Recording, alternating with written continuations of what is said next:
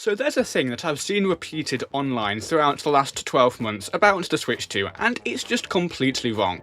So in this video, not only are we going to debunk this, but we're also going to gain a new perspective on Nintendo's track records of home consoles, as well as asking ourselves, was the Wii actually a success in the full meaning of the word? Because it may have made some quick buck, but it didn't really solve Nintendo's long-term challenges. So let's get started.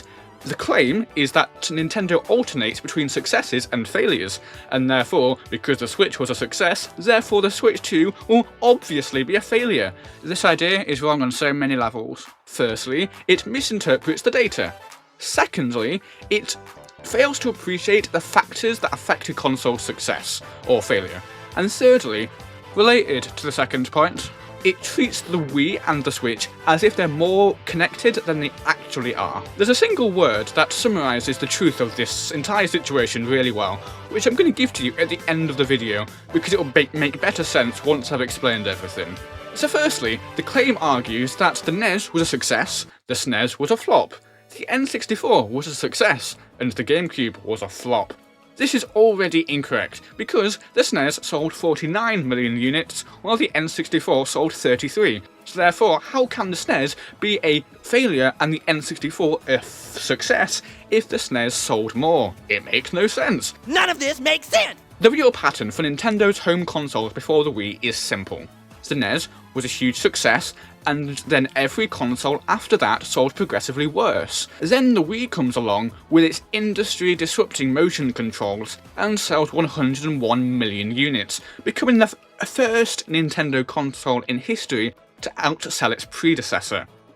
Nintendo tries to follow up this success with the Wii U, but by then the markets of gaming tablets had already pretty much flown by, and so the Wii U sells even worse than the GameCube. So let's be scientists for a moment and plot Nintendo's console sales on a scatter graph. But the Wii is clearly an anomaly here, so let's get rid of this anomaly.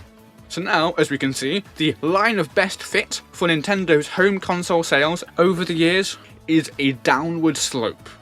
And yet people somehow still believe that Nintendo alternates between success and failure. Sure, the Wii and the Switch were both surprise hits that happened 2 generations apart, but that's one example. One example is not a pattern. By that logic, the SNES and the Wii, which are Nintendo's successes previous to the Switch, they were 3 generations apart, so actually you could argue that Nintendo alternates between having their successes every 3 generations and every 2 generations. And therefore, because they just had a 2-generation gap between successes, then therefore it will be 3 generations until their next success, meaning that not only will the Switch 2 be a flop, but also the Switch 3.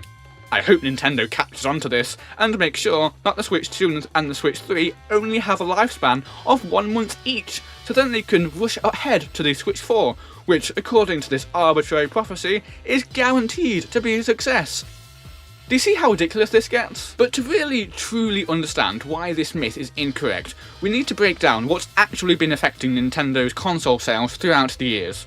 So throughout the late 90s, 2000s and early 2010s, as you no doubt know, Nintendo was losing market share as Sony and Xbox gobbled up the hardcore audience.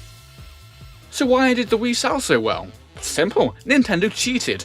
They went deep into the deep dark cave where nobody dares to go, and they awoke the sleeping dragon, that is, the casual audience. Nintendo didn't steal fans back from Sony and Xbox, they just sold their Nintendo junk to a bunch of people who don't normally play video games. I mean, imagine that, such weirdos not playing video games. The Wii was a lightning in a bottle situation.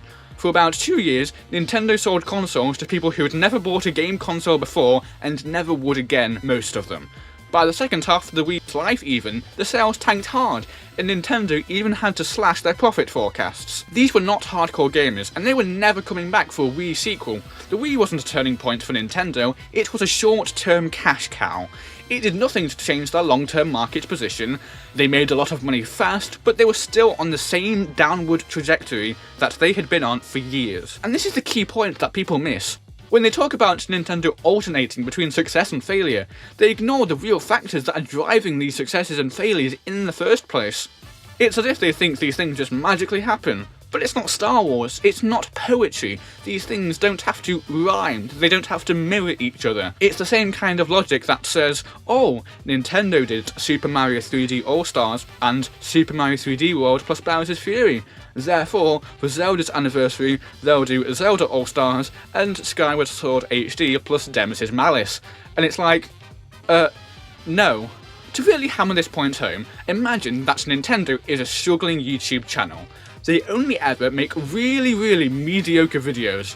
And please note, this is just part of the metaphor, I'm not actually calling all their consoles mediocre. So this channel only ever produces mediocre videos, and their viewership gets lower with each video. Then one day, one of their videos accidentally goes viral and becomes a meme. So it gets 100 million views, let's say. The channel obviously goes, well, let's chase this success, and so they make another meme video just like it. Except by that point, the meme had already died, and so that new video becomes their worst performing one yet. Then the channel says, oh, now I realise I've been approaching this all wrong.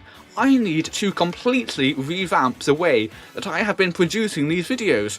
And so they do, and the next video that they put out is actually, for the first time ever, actually really high quality, and it becomes their highest performing video ever. Then one of their viewers comes along and says, hey, their really successful meme video was followed up by a big failure, and so now they've just had another big success. Clearly, this will also be followed up by a failure. Do you see how ridiculous that is? The meme video success was due to a short-lived trend, and that's not the kind of thing you can easily replicate. Whereas, that high quality video, its success was due to its high quality. And that is the kind of thing that you can a lot more easily replicate over and over again. By sheer coincidence, the quick cash success of the Wii and the home handheld fusion success of the Switch happened 2 generations apart. But make no mistake, these are 2 completely different eras with entirely different circumstances. While the Wii was driven by casual gamers who quickly disappeared, the Switch appeals to people who actually want to stick around and buy more games. So the key word that sums everything up is trajectory. Nintendo entered the Wii generation with a bad trajectory, and nothing that happened during that generation changed that. Whereas with the Switch, they came in with an even worse trajectory, but they really turned things around by getting an audience that was actually going to stick around for future generations. Notice that I haven't mentioned handhelds yet. That's because no Nintendo handheld has ever actually been a failure. Not that I can think of anyway. Sure, some of the iterative ones like the GBA and the 3DS sold less well than their more original predecessors. But make no mistake, these were still massive successes. I'd expect the Switch 2 to follow a similar pattern, still selling really well, but less than the Switch 1. As a completely arbitrary number, I'd say, who knows, maybe 110 to 120 million units. But that's really arbitrary, and besides, if Nintendo manages to bring GTA 6 to the Switch 2, all bets are off. That said, it was very concerning when Shinya Takahashi, he murdered Yoshiaki Koizumi during the Nintendo Direct after they got into an argument about Chibi Robo Ziplash HD. Huh? What do you mean you haven't seen that? Well, go watch it then!